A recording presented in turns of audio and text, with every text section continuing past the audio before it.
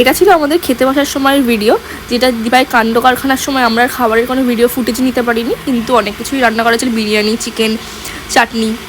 খাওয়া দাওয়া করি আমরা সবাই মিলে গল্প করতে বসে পড়েছিলাম। এই যে দেখো সবার অবস্থা খুবই খারাপ, চোখ মুখ দেখেই বোঝা যাচ্ছে কেউ স্নান টান কিছুই করেনি। তো বাড়ি গিয়ে সবাই স্নান টান করবে। আমার চোখটা দেখো না বাবা গো। যদি আজকে ভিডিওটা কারোর কিছু ভালো লেগে থাকে তাহলে লাইক, কমেন্ট, ফলো, সাবস্ক্রাইব করে দিও। আর যারা চ্যানেলে নতুন তারা তো সাবস্ক্রাইবটা একটু করে দিও আর ফলোটাও করে দিও। টাটা। আজকে নতুন একটা ভিডিও নিয়ে, এটা ছিল বাবার কাণ্ড কারখানা।